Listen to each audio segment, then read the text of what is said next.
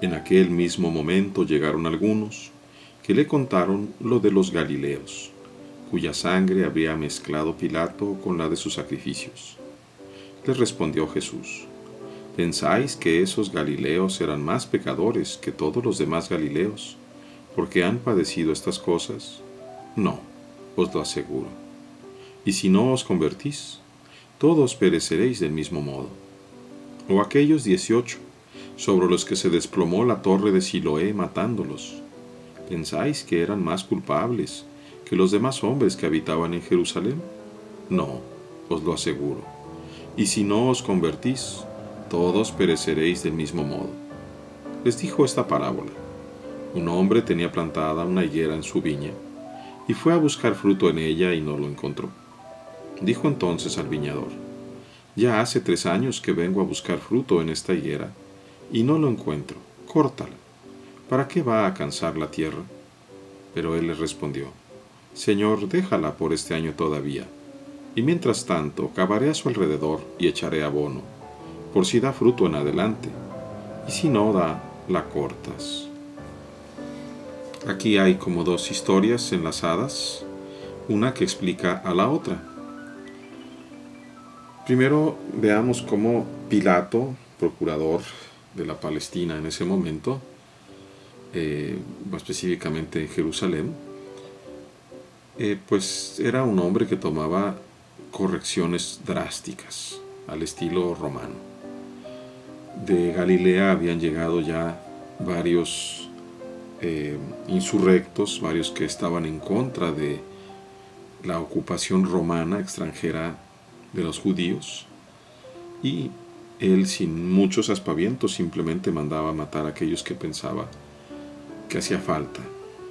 Por eso llegan a platicarle a Jesús pues esta tragedia, estos galileos que al estar sacrificando, los soldados de Pilato los matan y se mezcla la sangre del sacrificio de unos con otros. Vienen consternados.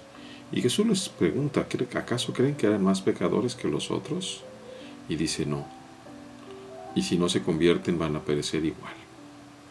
Y luego pregunta él también de esta otra desgracia de 18 personas de Jerusalén que les cayó una torre y los mató, y preguntan: ¿acaso creen que eran más culpables? Y no. Nos aclara el Señor que cuando vemos las desgracias que suceden a otros,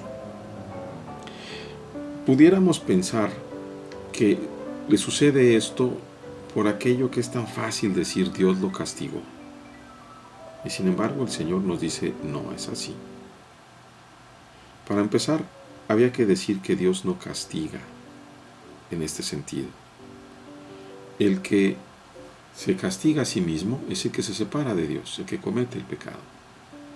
Porque de manera directa el salario del pecado es la muerte. Y la separación de la fuente de la vida, es decir, la separación, el alejamiento de Dios, es la muerte también. Mas Dios no quiere que el pecador muera, sino que se arrepienta y viva. Así que no es Dios, en términos estrictos, quien va a castigar al pecador, sino el pecador, por su propio pecado, como consecuencia de su propio acto, es el que recibe la muerte. No de parte de Dios, sino de parte de Él mismo. Así que tengamos cuidado con eso de que lo castigó Dios o se lo merecía y demás. Pero nos hace una advertencia: si no se convierten, ustedes también perecerán del mismo modo. ¿De qué modo perecieron estos? Perecieron ciertamente en una muerte que no había resurrección. El que se aleja de Dios, alejarse de Dios es inclusive lo que vamos a ver en la segunda parte, no darle fruto. Precisamente como dice el Señor en el Evangelio de San Juan: yo soy la vid y ustedes los sarmientos. Es decir, nosotros tenemos que estar unidos a Jesús para poder dar algún fruto agradable a Dios, un fruto de gracia. Y si nos separamos de Él, inmediatamente nos morimos, inmediatamente comenzamos en la muerte, aunque nuestro cuerpo biológico todavía continúe por un tiempo. El segundo punto es este, que es muy importante: es la imagen de la conversión. esa higuera representa a cada uno de nosotros. Una higuera que ocupa un lugar, es decir, que está viviendo y no le da frutos al Señor, al dueño nuestro. Por eso se queja. Hace 3 años que vengo a buscar fruto y no lo encuentro, y finalmente le dice: córtala. ¿Para qué va a cansar? ¿Para qué ocupa la tierra de balde? El trabajador le responde: Señor, déjala este año. Cavaré a su alrededor y pondré estiércol.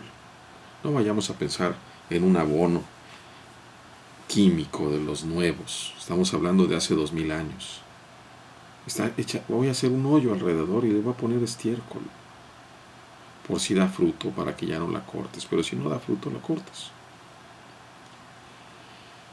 Nosotros, en términos reales, objetivos, cuando pensamos en tener un estiércol alrededor, pues no pensamos en tener ni flores ni cosas bonitas, sino tener precisamente desperdicio. Pero aquel desperdicio, aquellos dolores que en un momento dado nos van a transformar. Porque lo que está buscando el Señor es que volteemos a ver, a buscar su rostro, a buscar el rostro de Dios, a buscar el rostro del Padre, el rostro de Cristo, para poder darle frutos. El convertirnos, la famosa metanoia, la conversión profunda, es una decisión de nuestra voluntad, de nuestra inteligencia, en nuestra libertad. Una decisión para buscar a partir de este momento el rostro de Dios. Y no solamente buscarlo de una manera sencilla, sino sobre todo buscar en nuestra vida, no en la del frente, el de la persona de enfrente, el de mi vecino, mi comadre, sino en mi vida personal, los frutos que Dios está buscando de mí. Tendríamos que acordarnos precisamente de aquello que dice Deuteronomio: escucha, Israel, el Señor tu Dios es un solo Dios. Amarás a tu Dios con todas tus fuerzas, ¿verdad? Con todo tu corazón, con toda tu vida y con todas tus fuerzas. Entonces lo primero que tendríamos que hacer es escucharlo, para que la palabra del Señor entre a nuestros corazones. Y esa escucha es de todos los días. Necesitamos leer, escuchar el Evangelio. Dejar que penetre en nosotros, que nos transforme, que nos convierta.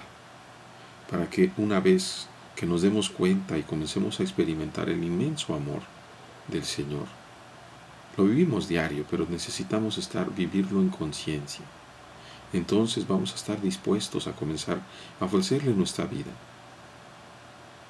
¿Cómo se logra eso? Pues son los frutos del Espíritu Santo los que se dan en tu vida diariamente. El fruto del amor, de la caridad, el compartir tu pan con el que no tiene. Todas esas cosas que Dios desea que le des. La alternativa es tremenda. Si no da, córtala. Es decir, llámala a cuentas. ¿Y qué le vamos a decir al Señor? Señor, nunca me di cuenta, no pensé, estaba ocupado. Si Él nos da la vida todos los días, si Él nos deja un día más, ya no digamos un año, Señor, déjalo un día más, a ver si hoy puede dar algún fruto. ¿No será tiempo, queridos hermanos, de comenzar a pedirle al Señor que nos permita escucharlo, que nos permita amarlo con todo nuestro corazón, con todas nuestras fuerzas, con toda nuestra mente, que nos permita precisamente comenzar a darle los frutos que Él merece y que tanto necesitamos para nuestra propia felicidad y la de todos nuestros hermanos? Queridos hermanos,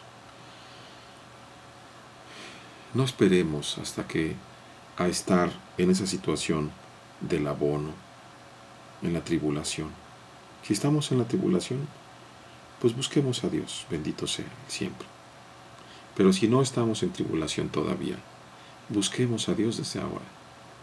Evitémonos pasar las tribulaciones solos, más bien tomémonos de la mano de Dios, porque Cristo ha vencido el mundo, y de su mano, aunque caminemos por cañadas oscuras, nada habremos de temer, porque el camino es seguro con Él.